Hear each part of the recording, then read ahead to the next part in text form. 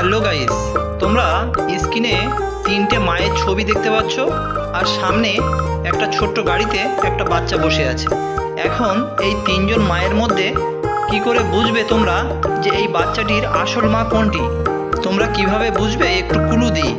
এখানে দেখো তিনটে মায়ের হাতে তিনটে আলাদা আলাদা কালারের ফিটার আছে।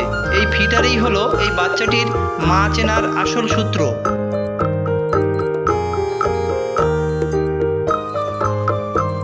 কি বন্ধুরা, উত্তরটি কারা কারা জানো কমেন্টসে লেখো।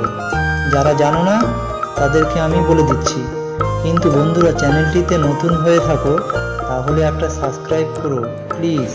পাশে থাকো, বেল আইকনটা টাচ করে নোটিফিকেশনটা অন করে দিও।